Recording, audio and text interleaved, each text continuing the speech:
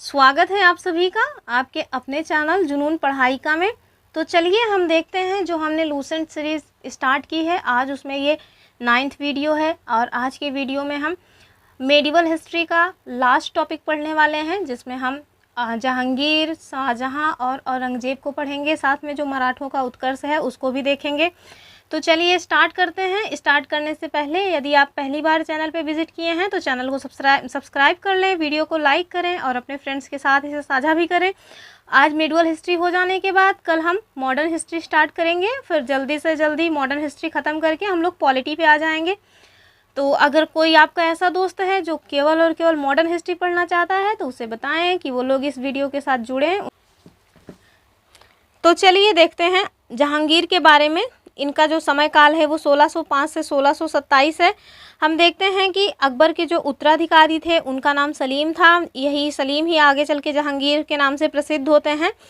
ये 24 अक्टूबर 1605 को नूरुद्दीन मोहम्मद जहांगीर बादशाही गाजी की उपाधि लेकर के गद्दी पर बैठते हैं। इसके साथ साथ हम आगे देखते हैं कि इनका जो जन्म है वो 30 अगस्त 1569 ईस्वी को हुआ था। अकबर ने अपने पुत्र का नाम सलीम जो रखा हुआ था वो सूफ़ी संत थे शेख सलीम चिश्ती, इन्हीं के नाम पर रखा हुआ था। आगे हम देखते हैं कि जहांगीर को न्याय की जंजीर के लिए याद किया जाता है। यह जंजीर सोने की बनाई गई थी, जो कि कहाँ पे लगवाई गई थी, तो ये आगरा के किले के शाह बुर्ज एवं यमुना तट पर स्थित पत्थर के खंभे पर लगवाई गई थी। आगे हम देखते हैं कि जहांगीर के द्वारा शुरू की गई जो तुजुक ए जहांगीरी नामक आत्मकथा है उसको पूरा करने का जो श्रेय है वो मौत बिंद खां को जाता है। जहाँ कि जो आत्मकथा होती है, दो तरह से लोगों को ये जीवन के बारे में हमें जानकारी मिलती है। एक तो होती है उनकी ऑटोबायोग्राफी, यानी कि जो वो खुद के द्वारा लिखते हैं, ऑटोबायोग्राफी आत्मकथा जिसे हम कहते हैं, और दूसरी है जीवनी। तो ये जो ऑटोबायोग्राफी है ये जिस व्यक्ति के बारे में बातचीत की जा रही है वो व्यक्ति खुद अपने आप से लिखते हैं, लेकिन जो जीवनी होती है उसे किसी अन्य व्यक्ति के द्वारा किसी तीसरे पर्सन के रूप में पूरा उनके जीवन का जो प्रकरण रहता है उसको एक जगह समाहित किया जाता है, उसे हम जीवनी कहते हैं। तो जो जहांगीर ने तुजुक ए जहांगीरी जो आप देख रहे हैं इसे खुद लिखा था, इसी वजह से इसको यहाँ पे आत्मकथा कहा जा रहा है। और इसको मौत बिंद खां ने पूरा किया था, तो ये नहीं कह सकते कि ये पूरी तरह से ही आत्मकथा है। आगे हम देखते हैं जहांगीर के जो सबसे बड़े पुत्र थे जिनका नाम खुसरो था, 1608 ईस्वी में अपने पिता के विरुद्ध विद्रोह करते हैं। खुसरो और जहांगीर की सेना के बीच एक युद्ध होता है जालंधर के निकट, जिसे भैरावल नामक मैदान में हुआ था। तो इसे भैरावल युद्ध के नाम से भी जाना जाता है, या जालंधर भी कह सकते हैं, जालंधर युद्ध। खुसरो को इसमें पकड़ करके कैद में डाल दिया जाता है। बाप से पंगा लेंगे तो क्या ही होगा। खुसरो की सहायता देने के कारण जहांगीर ने सिखों के 5वें गुरु अर्जुन देव को फांसी दे दिया था। खुसरो जो है वो गुरु से गोइंदवाल में मिला था।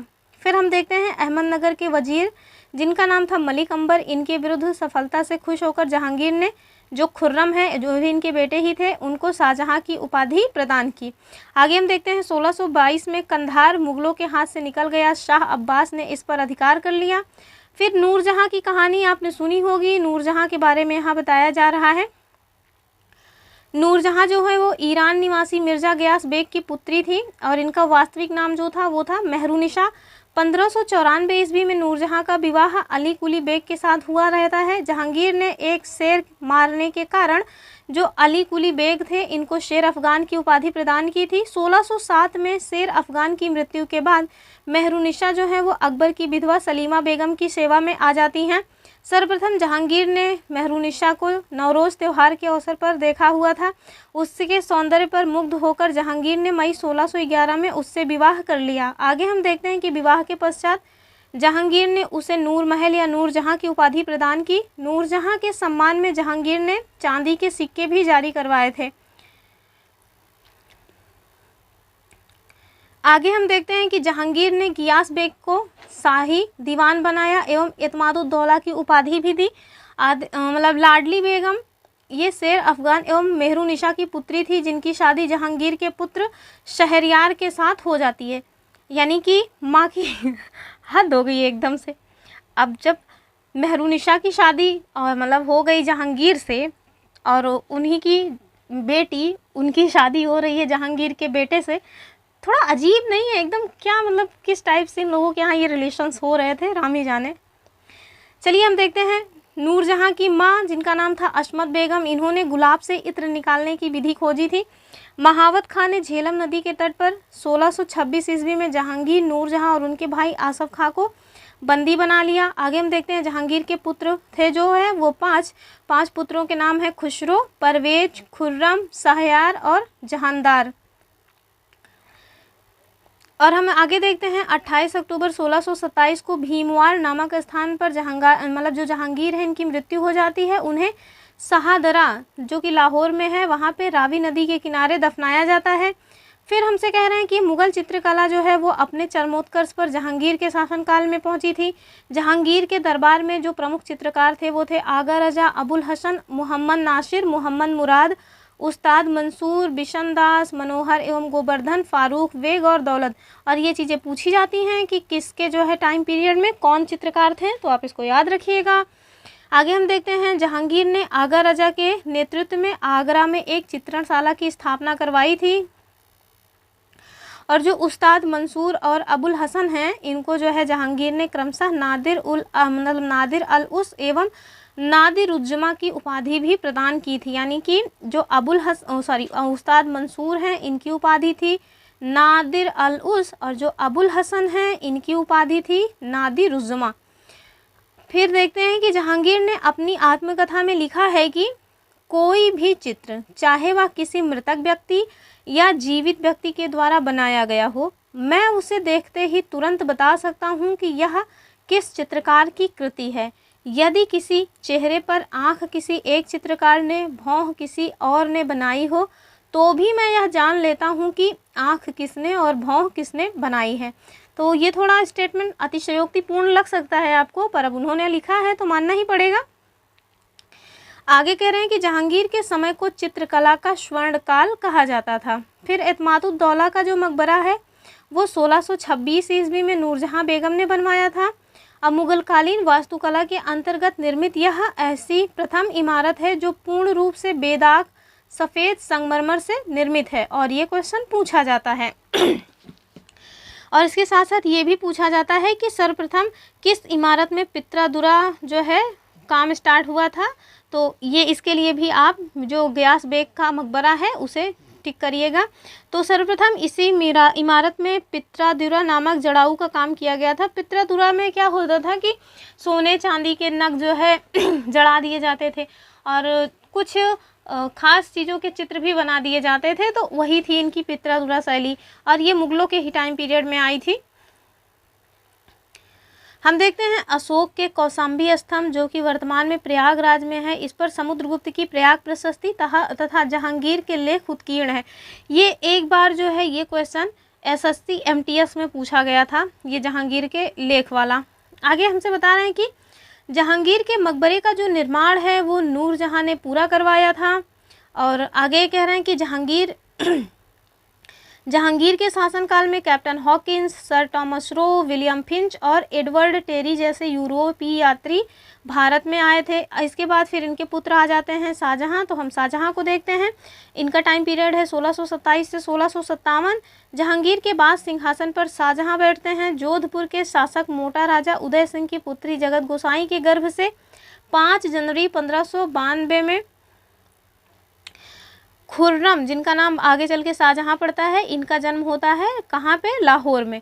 आगे हम देखते हैं 1612 में खुर्रम का विवाह आसफ खां की पुत्री अर्जुमंद बानो बेगम से हो जाता है, जिन्हें शाहजहां ने मलिक ए जमानी या मालिका ए जमानी जो भी कहें आप की उपाधि प्रदान की थी। 7 जून 1631 में प्रसव पीड़ा के कारण उनकी मृत्यु हो जाती है। और आपको अंदाज़ा नहीं होगा कि इनकी जो मृत्यु होती है वो अपने 14th बच्चे को जन्म देते हुए हो जाती है। शाहजहां की ये सबसे फेवरेट पत्नी थी। सोचिए अब उस टाइम पे इतनी सारी पत्नियां रहती थी तो फेवरेट और नॉन फेवरेट ये वाला फंडा उस टाइम पे चल जाता था। अभी तो नहीं चलता, अब तो जो है उन्हीं को अपना फेवरेट बनाना ही पड़ेगा। तो ये उनकी सबसे फेवरेट, सबसे पसंदीदा पत्नी थी। तो उनके 14th बच्चे को जन्म देते हुए वो मर जाती हैं। अब आप सोचिए कि ये इनसे कितना प्यार करते रहे होंगे। हद हो गई है एकदम से, मशीन समझ रखा है इन्होंने। चलिए आगे देखते हैं। 4 फरवरी 1628 को शाहजहां जो है आगरे में अबुल फजल सिहाबुद्दीन मोहम्मद साहिब, जिनका मतलब उपाधि थी किरण-ए-शानी, ये उपाधि प्राप्त करके सिंहासन पर बैठता है। आगे हम देखते हैं शाहजहां ने आसफ खां को वजीर पद एवं महावत खां को खाने खाना की उपाधि प्रदान की। इसने नूरजहां को 2 लाख रुपए प्रतिवर्ष की पेंशन देकर लाहौर जाने दिया और 1645 ईस्वी में वहीं पे उनकी मृत्यु भी हो जाती है। हम देखते हैं अपनी बेगम मुमताज़ महल की याद में शाहजहां ने ताजमहल का निर्माण आगरे में उसकी कब्र के ऊपर करवाया। ताजमहल का निर्माण करवाने वाला जो मुख्य स्थापत्य कलाकार है उनका नाम है उस्ताद अहमद लाहौरी। फिर हम देखते हैं मयूर सिंहासन का निर्माण शाहजहां ने करवाया था और इसका मुख्य कलाकार का जो नाम था वो था बेबादल खां। शाहजहां के टाइम पीरियड को स्थापत्य काल का स्वर्ण युग कहा जाता है। जैसे आपने देखा अकबर के टाइम को हिंदी साहित्य का स्वर्ण काल कहते थे। चित्रकारी का स्वर्ण काल हम जहांगीर के टाइम को कहते हैं। तो वैसे शाहजहां के टाइम को हम लोग स्थापत्य का स्वर्ण युग या स्वर्ण काल कहते हैं। शाहजहां के द्वारा बनवाई गई प्रमुख इमारतों में दिल्ली का लाल किला, दीवाने आम, दीवाने खास, दिल्ली की जामा मस्जिद, आगरा की मोती मस्जिद और ताजमहल आदि हैं। शाहजहां ने 1638 में अपनी राजधानी को आगरा से दिल्ली लाने के लिए यमुना नदी के दाहिने तट पर एक शाहजहानाबाद नामक नगर की नींव डाली। फिर हम देखते हैं आगरे के जामा मस्जिद का निर्माण शाहजहां की पुत्री जहां आरा ने करवाया था। शाहजहां के दरबार के प्रमुख चित्रकारों में मोहम्मद फ़कीर और मीर हासिम शामिल थे। फिर हम देखते हैं शाहजहां ने संगीतज्ञ जिनका नाम था लाल खां एक संगीतज्ञ थे, इनको गुण समंदर की उपाधि किसने दी थी? शाहजहां ने। शाहजहां के पुत्रों में दारा शिकोह जो है वो सर्वाधिक विद्वान थे। इसने भगवत गीता, योग वशिष्ठ, उपनिषद, रामायण का अनुवाद फारसी में करवाया। इसने शरे अकबर, जिसका मतलब कि हिंदी होगा महान रहस्य, इस नाम से उपनिषदों का भी अनुवाद किया था और ये क्वेश्चन पूछा जाता है। फिर दारा शिकोह जो है वो कादरी सिलसिले के मुल्ला शाह बदख्शी के शिष्य थे। वैसे लूसेंट की बुक में कोई भी ऐसा पॉइंट नहीं है जो एग्ज़ाम में पूछे जाने लायक नहीं है। तो सारे एग्ज़ाम्स में घूम फिर करके इंडिया में इतने सारे एग्ज़ाम्स होते हैं, कहीं ना कहीं तो कुछ भी पूछा जाता रहता है। आगे हम देखते हैं कि शाहजहां के पुत्रों में दारा शिकोह हो गया। इसके बाद देखते हैं शाहजहां ने दिल्ली में एक कॉलेज का निर्माण एवं दारुल बका नामक कॉलेज की मरम्मत करवाई थी।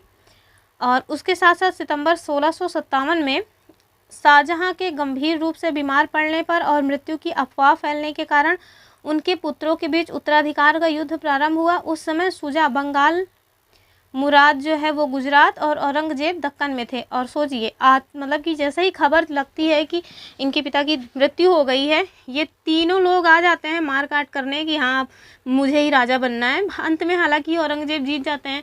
सबसे जो इनके बड़े पुत्र रहते हैं जिनका नाम रहता है दारा शिकोह, गद्दी के असली जो दावेदार रहते हैं वो तो वही रहते हैं, पर उनको जो बुरी मौत मारते हैं ना औरंगजेब, मतलब इतने महान विद्वान व्यक्ति को अंधा करा करके उनको मतलब उनके गले में चप्पल जूते की माला डलवा करके गधे के ऊपर बैठा करके पूरे आगरा में घुमाया था।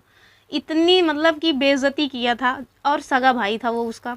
चलिए देखते हैं, सत्ता के लिए तो कोई कुछ भी कर सकता है, कौन देखता है कि भाई हैं या बंधु हैं। फिर हम देखते हैं कि 15 अप्रैल 1658 ईस्वी में दारा एवं औरंगजेब के बीच धर्मट का युद्ध होता है। इस युद्ध में दारा की पराजय हो जाती है और उसके बाद सामूगढ़ का युद्ध होता है। जो सामूगढ़ का युद्ध होता है उसे 29 मई 1658 में होता है। 1 मिनट, आपसे ऐसे क्वेश्चन पूछा जा सकता है कि धर्मट का युद्ध कब हुआ था, तो आपको पता होना चाहिए 1658 में हुआ, दारा और औरंगजेब के मध्य। क्वेश्चन दरअसल इस टाइप से पूछे जाते हैं, इस वजह से मैं आपको बताते चल रही हूँ। फिर हम सामूगढ़ का युद्ध देखते हैं कब हुआ, 29 मई 1658 को। किन के मध्य हुआ, तो दारा शिकोह और औरंगजेब के मध्य हुआ। इस युद्ध में भी दारा की पराजय होती है। उत्तराधिकार का जो अंतिम युद्ध होता है वो देवराय की घाटी में मार्च 1659 में होता है और इस युद्ध में दारा के पराजित होने पर इसे इस्लाम धर्म की अवहेलना करने के अपराध में 30 अगस्त 1658 मतलब 59 में इनकी हत्या कर दी जाती है।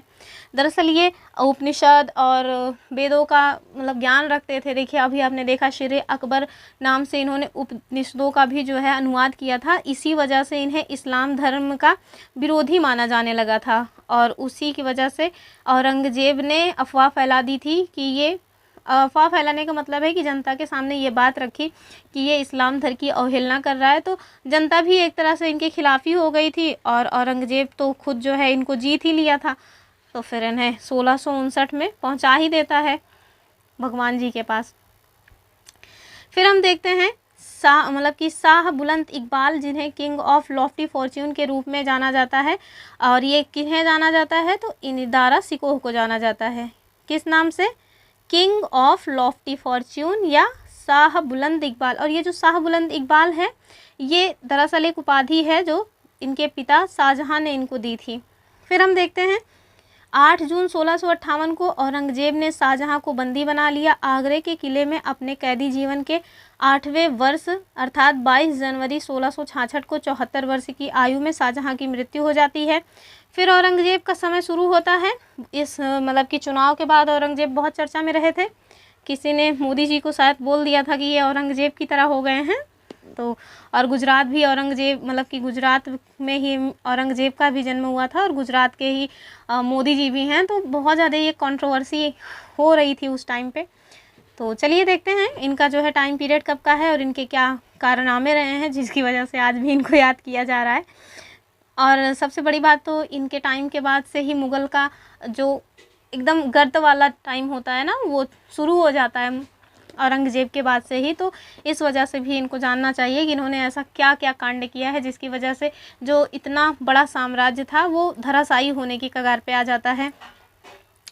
तो देखते हैं औरंगजेब, जिनका टाइम पीरियड है 1658 से 1707 ईस्वी। औरंगजेब का जन्म 24 अक्टूबर 1618 को दोहात गुजरात नामक स्थान पर हुआ। औरंगजेब के बचपन का जो अधिकांश टाइम है वो नूरजहाँ के पास बीता था। 18 मई 1637 ईस्वी को फारस के राजघराने की दिलरास बानो बेगम के साथ औरंगजेब का निकाह हुआ था। आगरा पर कब्जा कर जल्दबाजी में औरंगजेब ने अपना राज्याभिषेक अबुल मुजफ्फर मुहिउद्दीन मुजफ्फर औरंगजेब बहादुर आलमगीर की उपाधि से 31 जुलाई 1658 को करवाया। देवराई के युद्ध में सफल होने के बाद 15 मई 1659 में औरंगजेब ने दिल्ली में प्रवेश किया और शाहजहां को शानदार महल में 5 जून 1659 को दूसरी कि जो शाहजहां का एक शानदार महल था वहाँ पे ये 5 जून 1659 को दूसरी बार राज्याभिषेक करवाता है अपना। फिर हम देखते हैं औरंगजेब के जो गुरु थे उनका नाम था मीर मुहम्मद हकीम। औरंगजेब सुन्नी धर्म को मानता था और उसे जिंदा पीर कहा जाता था। जय सिंह एवं शिवाजी के बीच जो पुरंदर की संधि है वो 22 जून 1665 को हुई थी और ये क्वेश्चन पूछा जा चुका है, फिर पूछा जा सकता है। हम देखते हैं मई 1666 ईस्वी में आगरा के किले के दीवाने आम में औरंगजेब के समक्ष शिवाजी उपस्थित हुए। यहाँ शिवाजी को कैद कर जयपुर भवन में रखा गया था। इस्लाम नहीं स्वीकार करने के कारण सिखों के नवे गुरु तेग बहादुर की हत्या औरंगजेब ने 1675 में दिल्ली में करवा दी थी। औरंगजेब ने 1679 में जजिया कर को पुनः लागू कर दिया। इसको तो पैसे की बड़ी कमी पड़ी थी।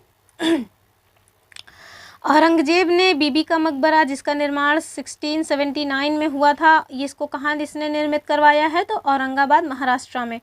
आगे हम देखते हैं 1686 में बीजापुर एवं 1697 में गोलकुंडा को औरंगजेब ने मुगल साम्राज्य में मिला लिया। आगे हम देखते हैं मदन्ना और अकन्ना नामक ब्राह्मणों का संबंध गोलकुंडा के शासक अबुल हसन से था। औरंगजेब के समय औरंगजेब के टाइम पीरियड में जो जाट विद्रोह हुआ था उसका नेतृत्व गोकुला एवं राजाराम ने किया था। 1607 में तिलपत की लड़ाई में जाट परास्त हो जाते हैं और जो गोकुला या गोकुल थे उन्हें मौत के घाट उतार दिया जाता है। इसके बावजूद जाटों ने 1685 में राजाराम के नेतृत्व में पुनः विद्रोह किया और इन जाटों ने सिकंदरा में स्थित जो अकबर का मकबरा था उसको भी लूट लिया। तो उस टाइम पे ही इन लोगों की स्थिति ठीक ठाक नहीं रह गई थी, तभी तो अकबर के मकबरे को भी लूट लिया जाता है और ये लोग कुछ नहीं कर पाते हैं।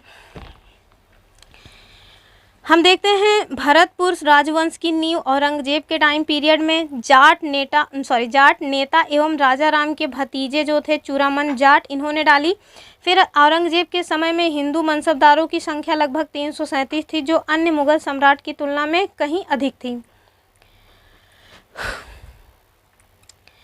आगे हम देखते हैं कि औरंगजेब के पुत्र जो हैं अकबर, इन्होंने दुर्गादास के बहकावे में आकर अपने पिता के खिलाफ विद्रोह किया और औरंगजेब ने कुरान को अपने शासन का आधार बनाया था। इसने सिक्कों पर कलमा खुदवाना, नवरोज़ का त्यौहार था जो उसको फारसी परंपरा से लिया गया था और बलबन ने इसको स्टार्ट किया था भारत में, तो उसको बंद करवा दिया। साथ में जो भांग की खेती होती थी उसको बंद करवा दिया, गाना बजाना बंद करवा दिया, झरोखा दर्शन बंद हो गया, तुलादान की परंपरा भी बंद हो गई। और ये जो तुलादान की परंपरा है, इस प्रथा में सम्राट को उसके जन्मदिन पर सोने, चांदी तथा अन्य वस्तुओं से तौलने की प्रथा थी और ये अकबर के टाइम पीरियड में शुरू हुई थी। इन सब पर औरंगजेब ने प्रतिबंध लगा दिया। औरंगजेब ने दरबार में संगीत पर पाबंदी लगा दी, संगीतकारों को अवकाश दे दिया। भारतीय शास्त्रीय संगीत पर फारसी में सबसे अधिक पुस्तकें औरंगजेब के ही शासनकाल में लिखी गई। औरंगजेब स्वयं वीणा बजाने में दक्ष था। अब जब उन लोगों के पास काम क्या रह गया, जब वो लोग संगीत वगैरह में पार्टिसिपेट नहीं करेंगे तो बैठ के पुस्तकें ही लिखेंगे। चलिए देखते हैं। औरंगजेब ने 1665 ईस्वी में हिंदू मंदिरों को तोड़ने का आदेश दिया। इसके शासनकाल में तोड़े गए जो मंदिर हैं उनमें सोमनाथ का मंदिर, सब लोग सोमनाथ मंदिर के पीछे ही क्यों पड़े रहते थे। इसके पहले भी जो मोहम्मद गौरी आया था 1025 में, उसने सोमनाथ मंदिर को लूट लिया। उसके बाद आप देख रहे हैं 1665 में औरंगजेब ने मंदिर को तोड़वा ही दिया। बनारस का जो विश्वनाथ मंदिर है उसको भी तोड़वा दिया। वीर सिंह देव द्वारा जहांगीर काल में मथुरा में निर्मित केशव राय मंदिर था, इसको भी इसने तोड़वा दिया था। आगे हम देखते हैं औरंगजेब की जो मृत्यु है वो 20 फरवरी 1707 को हो जाती है। इसे खुलदाबाद, जो अभी रोजा कहलाता है, वहाँ पे दफनाया गया। औरंगजेब के समय सूबों की जो संख्या थी वो 20 थी और ये क्वेश्चन भी पूछा जाता है। आगे हमसे कह रहे हैं कि दारुल उल हर्ब यानी कि काफिरों को जो काफिरों का देश है उसको ये औरंगजेब दारुल इस्लाम यानी इस्लाम का देश बनाना चाहता था और यही उसका सबसे महत्वपूर्ण लक्ष्य भी था। क्या? तो दारुल हर्ब को दारुल इस्लाम में परिवर्तित करना। फिर हम आगे देखते हैं, और ये जो काफिर है ना, ये जो लोग इस्लाम धर्म को नहीं मानते उन्हीं लोगों को ये लोग काफिर कहते थे। फिर चाहे वो हिंदू धर्म को मानते हों, ईसाई हों, सिख हों, किसी अन्य धर्म को अगर मान रहे हैं तो इनके नज़र में आप काफिर हुए। फिर हम आगे देखते हैं, नोट में दिया हुआ है कि औरंगजेब के टाइम पीरियड में मुगल सेना में सर्वाधिक हिंदू सेनापति थे। और देख लेते हैं क्या कोई इंपॉर्टेंट पॉइंट अलग से दिया हुआ है, दिया हुआ हो, कुछ छूट ना गया हो हमसे। तो ऐसा कुछ इंपॉर्टेंट पॉइंट इसमें नहीं दिया हुआ है। चलिए आगे देखते हैं। फिर औरंगजेब तब हम लोगों ने पढ़ ही लिया। अब हम मुगल शासन जो व्यवस्था थी वो किस प्रकार की थी इसको देख लेते हैं, यानी किसके पास किस प्रकार के पद वगैरह हुआ करते थे, उनके क्या कर्तव्य थे। तो हम देखते हैं कि जो मंत्री परिषद थी उसे विजारत कहा जाता था और इसके साथ साथ बाबर के टाइम पीरियड में वजीर पद काफ़ी महत्वपूर्ण हो गया था। सम्राट के बाद जो है शासन के कार्यों का जो संचालन है वो एक महत्वपूर्ण अधिकारी किया करते थे जिन्हें वकील कहा जाता था। इनके कर्तव्यों को अकबर ने दीवान, मीर बख्शी, सद्र एवं मीर समन में विभाजित कर दिया था। हम देखते हैं औरंगजेब के समय में अशद खान ने सर्वाधिक 31 वर्षों तक दीवान के पद पर रह कर के काम किया था। मीर बख्शी के द्वारा सरखत नाम के पत्र पर हस्ताक्षर के बाद ही सेना को हर महीने वेतन मिल पाता था, तो ये भी बहुत इंपॉर्टेंट पद था। हम देखते हैं जब कभी न्याय विभाग के प्रमुख का कार्य करते थे, जब कभी जो सद्र न्याय विभाग के प्रमुख कार्य करते थे तब उसे काजी कहा जाता था। और लगानहीन जो भूमि थी जिसे मदद ए मास कहा जाता था, उसका निरीक्षण करने वाला जो अधिकारी था वो कौन था? तो सद्र था। इसके साथ साथ सम्राट के घरेलू विभागों के जो प्रधान थे उन्हें मीर समन कहा जाता था।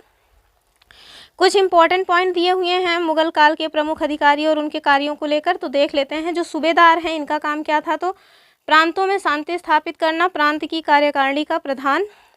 जो दीवान थे उनका काम था प्रांतीय राजस्व के प्रधान, सीधे शाही दीवान के प्रति ये जवाबदेह होते थे। और आगे हम देखते हैं बख्शी, ये प्रांतीय सैन्य प्रधान। और जो फौजदार होते थे ये जिले के प्रधान फौज अधिकारी होते थे। आमिल ए अमल गुजार कौन थे? तो ये जिले के प्रमुख राजस्व अधिकारी थे। कोतवाल नगर प्रधान थे। हम देखते हैं सिकदार जो हैं वो परगने के प्रमुख अधिकारी थे। और जो आमिल हैं, आमिल ये ग्राम के कृषकों के प्रत्यक्ष संबंध बनाना और लगान निर्धारित करना, ये इनके कार्य थे। इसके साथ साथ जो गुप्तचर विभाग के प्रधान हुआ करते थे उन्हें दरोगा या डाक चौकी कहा जाता था। शरीयत के प्रतिकूल कार्य करने वालों को रोकना, आम जनता के दुष्चरित्रता से बचाने का कार्य ये किनका था? मुहतसिब नामक एक अधिकारी थे, उनका यह काम था। प्रशासन की दृष्टि से मुगल साम्राज्य का बंटवारा सूबों में, जो सूबे का जो सरकार में, मतलब कि ये बता रहे हैं आपको कि किस तरह से साम्राज्य का बंटवारा हुआ था। तो सब हम देखते हैं कि पहले तो इन्होंने सूबों को बांट रखा था, सूबों को जो है सरकार में बांट रखा था, और सरकार का बंटवारा परगना में किया था, और या उसे महाल भी कहा जाता था परगना को। साथ में जो महाल है इसका जिला या दस्तूर में बंटवारा किया हुआ था, और जो दस्तूर हैं वो ग्राम में बटे हुए थे। तो आप देख रहे हैं कि प्रशासन की जो सबसे छोटी इकाई है वो यहाँ भी ग्राम ही है। हमने देखा था जो विजयनगर साम्राज्य था वहाँ भी प्रशासन की जो छोटी इकाई थी वो गांव ही थी। हम लोगों ने चालुक्य चोल को पढ़ा, उसमें भी प्रशासन की छोटी इकाई गांव ही थी। तो हमेशा से ही लगभग चला आ रहा है कि प्रशासन की जो सबसे छोटी इकाई होगी वो गांव होगी, और आज भी प्रशासन की जो सबसे छोटी इकाई है वो गांव है। गांव में पंचायत का चुनाव होता है, और फिर जो गांव के प्रधान बन जाते हैं फिर उनको देखिए, उनके रुतबे देखिए, उनकी मूंछ कभी नीचे नहीं रहती, हमेशा फिर हाथ मूंछ पे ही रहता है, हमेशा ही ताव देते रहते हैं। अब हर जगह का हो सकता है कुछ अलग हो, पर हमारे यहाँ तो भाई ऐसा ही है। और एक बार चुनाव हो गया ना, प्रधान बन गए ना, तो फिर गांव से फरार किसी शहर में ही रहना है उनको। तो चलिए देखते हैं, आगे देखते हैं कि प्रशासन की जो सबसे छोटी इकाई थी वो गांव थी, जिसे मावदा या डीह कहते थे। मावदा के अंतर्गत छोटी छोटी बस्तियों को नागला कहा जाता था। फिर शाहजहां के शासनकाल में सरकार एवं परगना के मध्य चकला नाम की एक नई इकाई की स्थापना की गई। राज्य की जो समस्त भूमि थी वो 3 भागों में विभाजित थी, जिसमें पहला है खालसा भूमि, और ये प्रत्यक्ष रूप से बादशाह के नियंत्रण में थी। जागीर भूमि, तनख्वाह के बदले दी जाने वाली भूमि। जो सयूर गल या मदद मास है, ये अनुदान में दी गई लगानहीन भूमि थी, और इसे मिल्क भी कहा जाता था। आगे हम देखते हैं कि शेरशाह ने जो भू राजस्व की प्रणाली अपनाई थी, उसको राई कहा जाता था। इसी पद्धति का उपयोग किसने किया था? अकबर के द्वारा भी किया गया था।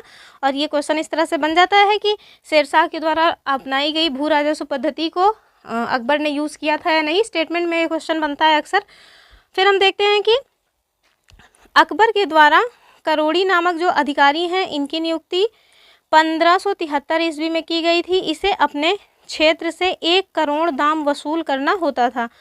फिर हम देखते हैं दाम क्या है? दाम ना मुद्रा थी, कीमत मत समझिएगा उसको। हम देखते हैं 1580 में अकबर ने दहसाला नाम की नवीन कर प्रणाली प्रारंभ की। इस व्यवस्था को क्या कहा जाता था? टोडरमल बंदोबस्त कहा जाता था, क्योंकि टोडरमल इनके यहाँ मंत्री थे, तो उन्होंने इसको स्टार्ट करवाई थी दहसाला पद्धति को, इसी वजह से इसे टोडरमल बंदोबस्त कहा जाता था। और इस व्यवस्था के अंतर्गत भूमि को 4 भागों में डिवाइड करा गया था, जिसमें पहला जो प्रकार है वो है पोलज। इसमें नियमित रूप से खेती होती थी, वर्ष में इसमें 2 बार फसल ली जाती थी। और जो परती है इसमें 1 या 2 वर्ष के अंतराल पर खेती होती थी, यानी चाचर जो भूमि है इस पे 3 से 4 वर्ष के अंतराल में खेती की जाती थी। अब बंजर जो खेती है ये उपज नहीं दिया करती थी, और इस पे कोई लगान भी नहीं लिया जाता था। आज भी इंडिया में, हमारे नॉर्थ इंडिया में तो इसी तरह की जो व्यवस्था है वो चलती है। बस ये जो चाचर वाली व्यवस्था है ये तो मैंने नहीं देखा है अपने यहाँ। बाकी जो पोलज आप देख रहे हैं, वर्ष में 2 बार फसल लेना, तो सामान्यतः सारे किसान जिनके पास भी खेती है, एक सीज़न में गेहूं और एक सीज़न में चावल वाली फसलें ले ही करते हैं, और ये 6-6 महीने की फसल होती है। तो ये भी होता है, परती में 1-2 साल के लिए छोड़ दिया जाता है, फिर उसके बाद उसमें खेती की जाती है। अब बंजर ये तो खेती योग्य होती ही नहीं है, तो यही चाचर नहीं देखने को मिलती, बाकी ये सारी चीज़ें तो आज भी देखने को मिल जाती हैं। हम देखते हैं 1570-71 में टोडरमल ने खालसा भूमि पर भू राजस्व की एक नवीन प्रणाली स्टार्ट की थी, जो जब्ती जिसको कहा गया। और ये जो जब्ती प्रथा है ना, इसके बारे में क्वेश्चन पूछा गया था 7 जुलाई को जो सीटेट का एग्ज़ाम हुआ है उसमें। फिर हम देखते हैं कि इसमें जो कर निर्धारण था उसकी 2 श्रेणी थी, एक को तख्शीश और दूसरे को तहसील कहा जाता था। औरंगजेब ने अपने टाइम पीरियड में नक्श प्रणाली को अपनाया था, और इसके तहत क्या होता था, तो जो भू राजस्व की राशि है वो उपज का आधा कर दिया गया था। फिर हम देखते हैं मुगल काल में कृषक 3 भागों में विभाजित थे। जो पहले भाग में थे वो उन्हें खुदकास्त कहा जाता था, और खुदकास्त के अंतर्गत वे किसान शामिल थे जो उसी गांव की भूमि पर खेती करते थे जहां के वे निवासी थे, जबकि जो पाही कास्त है ये दूसरे गांव में जाकर के खेती किया करते थे, और मुजारियन ये खुद कास्त कृषकों से भूमि किराए पे लेकर के कृषि किया करते थे। तो इस तरह की जो चीज़ है ना आज भी होती है, ये जो भूमि को किराए पर लेकर के खेती करना, और इसको हम लोगों के यहाँ कुछ कहते हैं जो मुझे अभी याद नहीं है, हाँ पटाऊ कहते हैं। हमारे यहाँ इस तरह जो खेती होती है उसको लोग पटाऊ कहते हैं। एक फ़िक्स टाइम के लिए खेत को ले लिया जाता है और उन्हें एक फ़िक्स अमाउंट देने की बातचीत हो जाती है। आप लोगों के भी गांव में होता होगा अगर आप लोग गांव के होंगे तो। चलिए देखते हैं, मुग़ल काल में रुपए की जो सर्वाधिक ढलाई है वो औरंगज़ेब के टाइम पीरियड में हुई। आना सिक्के का प्रचलन शाहजहाँ ने करवाया था, अब तो नहीं, जो हमारे दादा दादी थे उनके टाइम पीरियड में ये आना चला करता था। जब से पैसा रुपया आ गया है तब से तो इसकी बात ही थोड़ा कम हो गई, अब तो पैसा भी नहीं चलता ज़्यादा क्या चलता ही नहीं है। तो ये जो आना सिक्का है इसका प्रचलन शाहजहाँ ने ही करवाया था। आगे हम देखते हैं, जहांगीर ने अपने समय में सिक्कों पर अपनी आकृति बनवाई, साथ ही उस पर अपना एवं नूरजहाँ का नाम भी अंकन करवाया था। सबसे बड़ा जो सिक्का था वो शंसब था जो कि सोने का था। स्वर्ण काल में स्वर्ण का जो सबसे प्रचलित सिक्का था वो कौन सा था, तो उसका नाम था इलाही, यानी कि सबसे बड़ा सिक्का जो कि सोने का बना हुआ था वो था संसब, और सबसे जो प्रचलित सिक्का था वो था इलाही। और ये सब मुग़ल टाइम पीरियड की बातचीत है।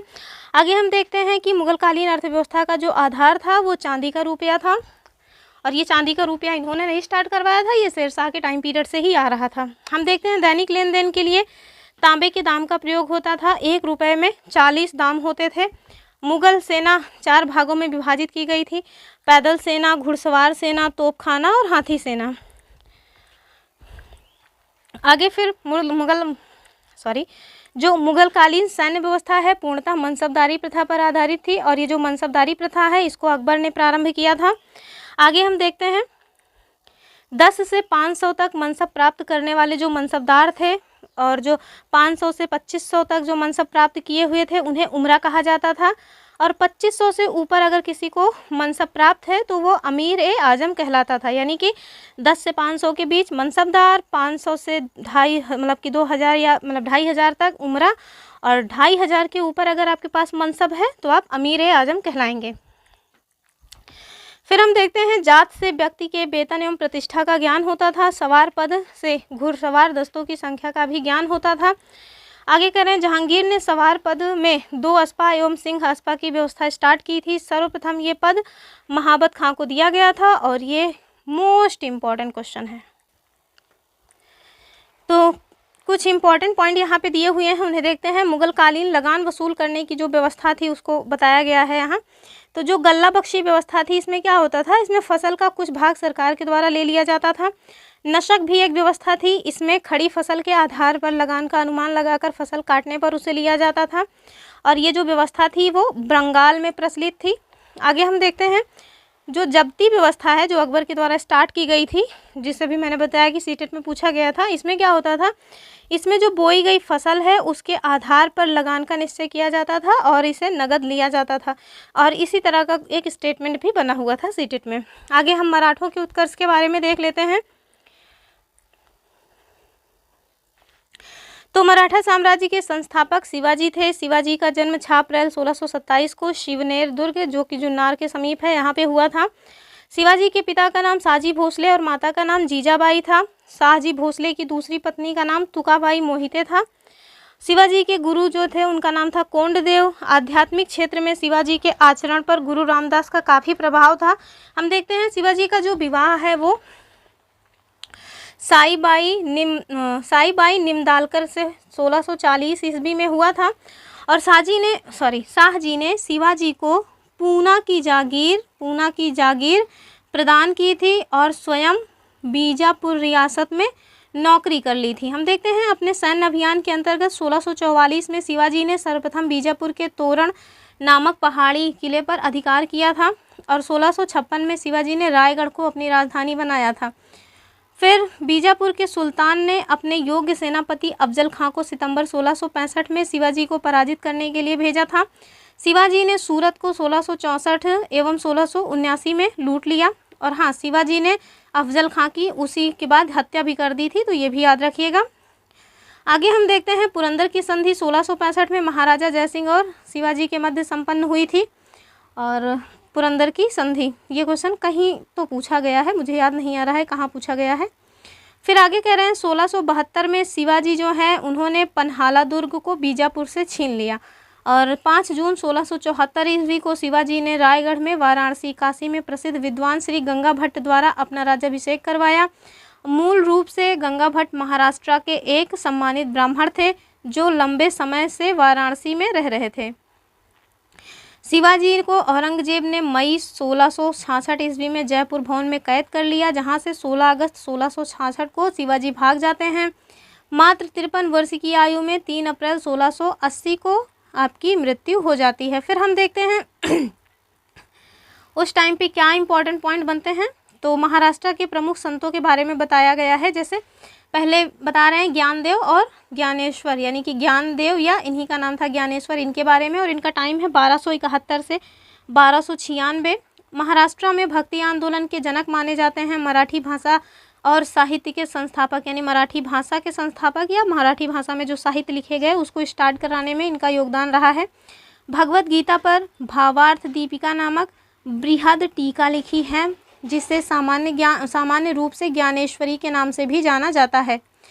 और इसके साथ साथ हम देखते हैं बाबा नामदेव के बारे में, जिनका टाइम पीरियड है 1270 से 1350। इनके आराध्य देव पांढरपुर के विठोबा या विट्ठल यानी विष्णु के रूप थे। विठोबा या विट्ठल की उपासना को वारकरी संप्रदाय के नाम से जाना जाता था, जिसकी स्थापना नामदेव के द्वारा की गई थी।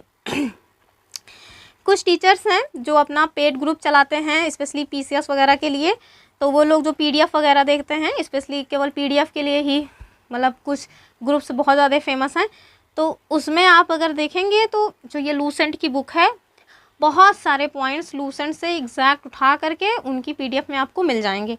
तो हम लोग यहाँ वहाँ पीडीएफ कलेक्ट करते फिरें, इससे कहीं ज़्यादा अच्छा है कि हम लोग एक बार मन लगा करके बुक्स को ही पढ़ लें। अगर हम बुक्स को पढ़ेंगे तो हमारे पास थोड़ा डीप नॉलेज रहेगी, अगर हम पीडीएफ वगैरह पढ़ेंगे तो ऐसी संभावना बनी रहती है कि हमसे बहुत सारी चीज़ें छूट जाएं, क्योंकि पीडीएफ वगैरह में वो लोग जो उन्हें इम्पॉर्टेंट लगेगा वही देंगे। और एग्ज़ाम में जो ट्रेंड है वो बदल रहे हैं, आजकल क्वेश्चंस बहुत गहराई से पूछे जा रहे हैं और वो इस तरह से क्वेश्चंस खोज के लाते हैं कि जिसे कोई टीचर ना पढ़ा रहा हो, क्योंकि अब सिलेक्शन नहीं कराना है, उन्हें रिजेक्ट करना है। इतनी बड़ी भीड़ से ज़्यादा लोगों को रिजेक्ट करके जो काम के लोग हैं उन्हें सेलेक्ट करना है, तो क्वेश्चन भी उसी तरह से बन रहे हैं। चलिए देखते हैं, हम देखते हैं एकनाथ के बारे में। और जो एकनाथ जी हैं इनका टाइम पीरियड है 1533 से 1599। और इन्होंने क्या किया था, इन्होंने रामायण पे भावार्थ रामायण नामक टीका लिखी थी। हम देखते हैं तुकाराम के बारे में। तो तुकाराम जी जो हैं उनका टाइम पीरियड है 1598 से 1650। उन्होंने भक्ति परक कविताएं लिखी जिन्हें अभंग कहा जाता है। तो ये आप याद रखिएगा कि अभंग कविताएं किन्होंने लिखी हैं, तो तुकाराम ने। ये अभंग भक्ति परक काव्य के ज्योति पुंज हैं। फिर हम आगे देखते हैं रामदास जी के बारे में। इनका टाइम पीरियड है 1608 से 1681। महाराष्ट्र के अंतिम महान संत कवि दशबोध उनकी रचनाओं और उपदेशों का संकलन है। तो ये इनकी रचनाओं का और संकलन है दशबोध। चलिए, आपसे क्वेश्चन इस तरह से पूछा जा सकता है कि ऐसे कौन से प्रमुख संत हैं जो कि कहाँ से, महाराष्ट्र से संबंधित नहीं हैं। तो आपको 4-5 ऑप्शन दे देंगे और दूसरे जो गलत होगा उसके लिए भी ऑप्शन डाल देंगे। कबीर जी को डाल देंगे, तुलसीदास को डाल देंगे या किसी और को डाल देंगे, जिससे आप बहुत ज़्यादा कंफ्यूज हों। तो इस टाइप के क्वेश्चंस बनते रहते हैं, आप इन्हें ध्यान से देखिएगा। आगे हम फिर शिवाजी का जो मंत्रिमंडल है उसको देख लेते हैं। तो शिवाजी के मंत्रिमंडल को क्या कहा जाता था, अष्टप्रधान कहा जाता था।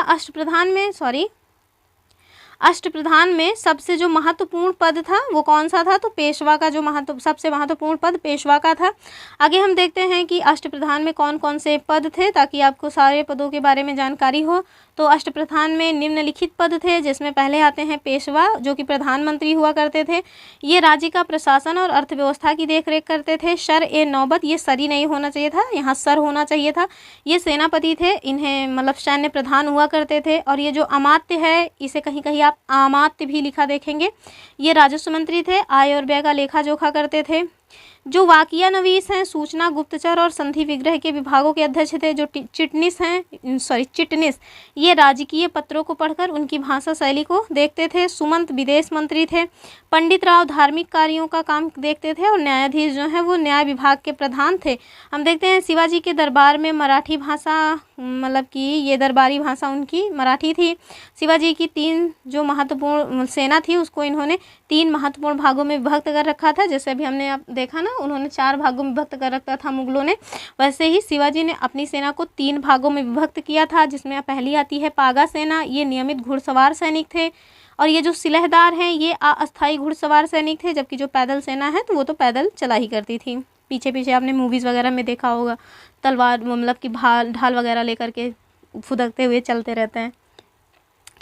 हम देखते हैं शिवाजी की कर व्यवस्था मलिक अंबर की कर व्यवस्था पर आधारित थी। शिवाजी ने रस्सी द्वारा माप की व्यवस्था के स्थान पर काठी एवं मानक छड़ी के प्रयोग को आरंभ किया। शिवाजी के समय कुल उपज का 33% भाग राजस्व के रूप में वसूला जाता था, जो बढ़कर लास्ट में 40% तक हो गया। चौथ और सरदेशमुखी नामक कर शिवाजी के द्वारा लगाए गए। चौथ किसी एक क्षेत्र को बर्बाद न करने के बदले में ली जाने वाली रकम थी, यानी कि अगर आप चौथ दे रहे हैं तो आपके क्षेत्र में हम कभी आक्रमण नहीं करेंगे, आपका क्षेत्र जो है वो हमसे सुरक्षित रहेगा।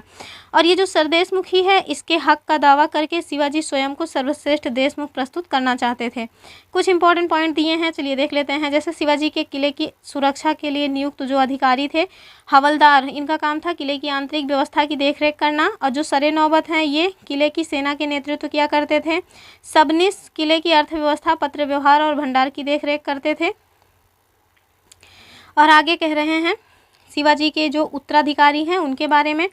तो जो शिवाजी के उत्तराधिकारी हैं उनके उत्तराधिकारी कौन थे? संभाजी थे। संभाजी ने उज्जैन के हिंदी और संस्कृत के प्रकांड विद्वान कवि कलश को अपना सलाहकार नियुक्त किया था। मार्च 1689 ईस्वी को मुगल सेनापति थे मरखरव खां। कौन थे मुगल सेनापति? मरखरव खां। इन्होंने संगमेश्वर में छिपे हुए संभाजी एवं कवि थे कलश, इनको गिरफ्तार कर लिया और उनकी हत्या कर दी। आगे हम देखते हैं कि संभाजी के बाद 1689 में राजा राम को नए छत्रपति के रूप में इनका राज्याभिषेक किया जाता है। राजा राम ने अपनी दूसरी राजधानी सतारा को बनाया था और राजा राम मुगलों के साथ संघर्ष करते हुए 1700 में मारे जाते हैं। राजा राम की जो मृत्यु है उसके बाद उनकी विधवा पत्नी ताराबाई ने अपने 4 वर्षीय पुत्र शिवाजी द्वितीय का राज्याभिषेक करवाकर मराठा साम्राज्य की वास्तविक संरक्षिका स्वयं बन बैठी ताराबाई। और 1707 में औरंगजेब की मृत्यु के बाद संभाजी के पुत्र साहू, जो औरंगजेब के कब्जे में थे, भोपाल के निकट मुगल शिविर से वापस महाराष्ट्र में आते हैं। साहू और ताराबाई के बीच 1707 में खेड़ा का युद्ध होता है, जिसमें साहू जी विजयी रहते हैं। फिर आगे हम देखते हैं कि साहू ने 22 जनवरी 1708 में सतारा में अपना राज्याभिषेक करवाया और साहू के नेतृत्व में नवीन मराठा साम्राज्य के प्रवर्तक पेशवा लोग थे, जो साहू के पैतृक प्रधानमंत्री थे। पेशवा पद पहले पेशवा के साथ ही वंशानुगत हो गया, यानी कि जो पहले पेशवा बने थे उन्हीं के साथ ये पद वंशानुगत हो गया कि जो पहले पेशवा थे दूसरे पेशवा उनके पुत्र होंगे, फिर तीसरे उनके पुत्र होंगे, इस तरह से। आगे हम देखते हैं 1713 में साहू ने बालाजी विश्वनाथ को पेशवा बनाया और इनकी मृत्यु 1720 में हो गई। इसके बाद पेशवा बाजीराव प्रथम होते हैं और हम देखते हैं पेशवा बाजीराव प्रथम के मुगल साम्राज्य की कमज़ोर हो रही स्थिति का फ़ायदा उठाने के लिए साहू को उत्साहित करते हुए कहते हैं कि आओ हम इस पुराने वृक्ष के खोखले तने पर प्रहार करें, शाखाएं तो स्वयं ही गिर जाएंगी। हमारे प्रयत्नों से मराठा पताका कृष्णा नदी के अटक तक फहराने लगेगी। उत्तर में साहू ने कहा, निश्चित रूप से ही आप इसे हिमालय पर क्या गाड़ देंगे?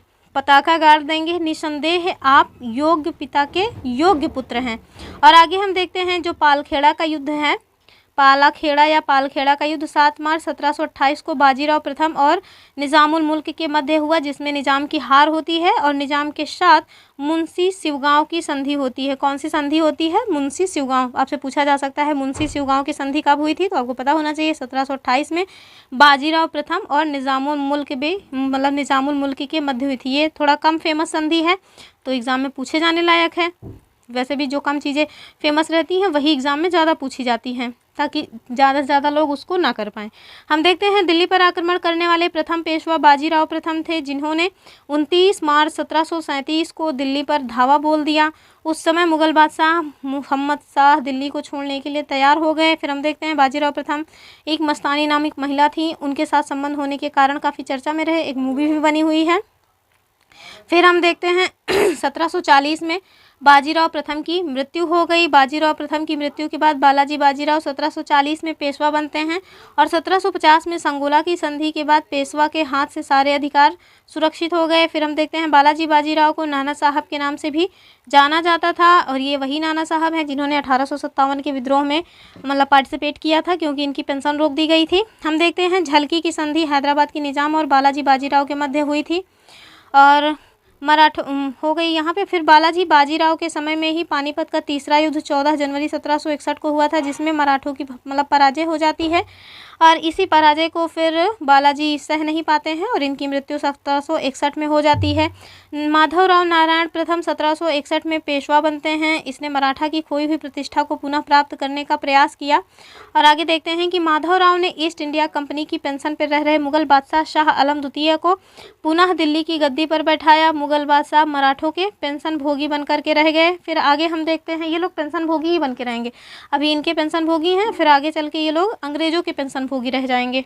मतलब जो औरंगजेब के बाद जो भी शासक हुए हैं वो सब दो कौड़ी के थे। हम देखते हैं पेशवा नारायण राव 1772 से 73 की हत्या उनके चाचा रघुनाथ राव के द्वारा कर दी जाती है। पेशवा माधवराव नारायण द्वितीय की अल्पायु के कारण मराठा राज्य की देख रेख है वो 12 भाई सभा नाम की 12 सदस्यों की एक परिषद किया करती थी और इस परिषद के दो महत्वपूर्ण सदस्यों में थे महाजदी सिंधिया और नाना फडणवीस। आगे हम देखते हैं कि अंतिम पेशवा राघोवा के पुत्र बाजीराव द्वितीय होते हैं, जो अंग्रेजों की सहायता से पेशवा बने हुए थे। मराठों के पतन में सर्वाधिक योगदान इन्हीं का रहा। ये सहायक संधि स्वीकार करने वाले प्रथम मराठा सरदार थे।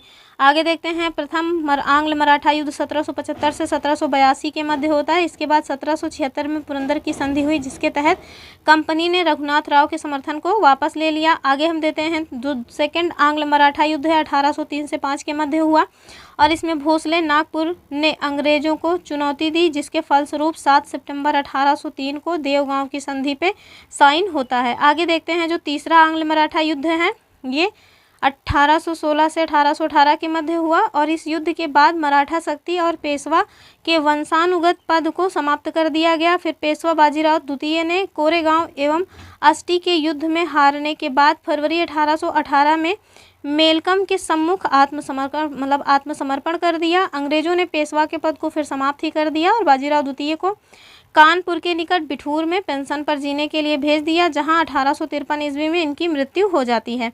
तो ये पूरा आधुनिक इतिहास नहीं, जो मध्यकालीन भारत का इतिहास था वो पूरा समाप्त होता है। अगर इसमें कुछ इंपॉर्टेंट पॉइंट हो उसको देख लेते हैं, जैसे कुछ युद्ध वगैरह हुए हैं या कुछ संधियाँ हुई हैं उन्हें देखते हैं। तो अंग्रेज मराठा संघर्ष के अंतर्गत जो संधियाँ हुई हैं उन्हें देखते हैं। जैसे 1775 में सूरत की संधि हुई, पुरंदर की संधि 1776 में होती है, बड़गांव की संधि 1779 में हुई, सालबाई की संधि 1782 में हुई और ये सारी संधियाँ पूछी जाती हैं। सालबाई वाली तो पता नहीं कितनी बार पूछी गई है। फिर हम देखते हैं बसीन की संधि 1802 में हो जाती है, देवगांव की संधि 1803 में, सुरजी अर्जुन गांव की संधि 1803 में हुई और राजापुर घाट की संधि 1804 में होती है, नागपुर की संधि 1816 में होती है, ग्वालियर की संधि 1817, पूना की संधि 1817, साथ में मंदसौर की जो संधि है वो 1818 में हो जाती है। तो इसी के साथ जो हमारा पूरा मध्यकालीन भारत था, जिसे हम मेडुअल हिस्ट्री कहते हैं, वो समाप्त होता है। अब कल से हम लोग आधुनिक इतिहास शुरू करेंगे, जिसमें हम उत्तरकालीन मुगल सम्राट से शुरू करके पूरा फिर जब तक भारत देश आज़ाद नहीं हो जाता वहाँ तक देखेंगे। पूरा एक वीडियो में नहीं देखेंगे, अलग अलग वीडियोस में देखते जाएंगे। तो चलिए, आप लोग इतनी देर तक बने रहे, इसके लिए आप सभी का थैंक्स। और आप लोगों से रिक्वेस्ट है कि ज़्यादा से ज़्यादा वीडियोज़ को शेयर किया करें, लाइक भी किया करें और अपने ग्रुप्स में आप भेज दिया करें, तो लोग अपने आप ही जो है देखेंगे कि हाँ चीज़ें कुछ ठीक हो रही हैं तो आएंगे ही। और मैंने अभी सीटेट के लिए कुछ क्लासेस कराई थी, जिसमें मैंने ईवीएस के कुछ टॉपिक्स पढ़ाए थे और एक मैराथन भी ली थी, साथ में हिस्ट्री का एक मैराथन लिया था और पॉलिटी का भी एक दो ही क्लास ली थी, क्योंकि लोग इस पर बहुत ज़्यादा इंटरेक्ट नहीं कर रहे हैं क्लासेस पे, इस वजह से मैंने बहुत ज़्यादा क्लासेस नहीं ली।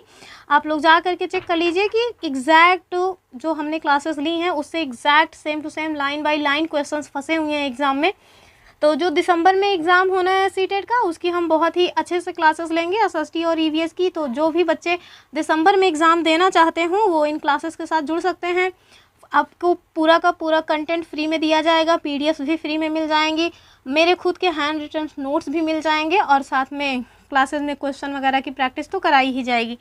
तो चलिए, आशा करते हैं कि आप लोग सेशन को शेयर करेंगे, लाइक करेंगे। फिर मिलेंगे अपने नेक्स्ट सेशन के साथ, जिसमें हम शुरू करेंगे आधुनिक भारत का इतिहास। तब तक के लिए आप सब स्वस्थ रहें, मस्त रहें, अपनी पढ़ाई लिखाई करते रहें। Bye bye.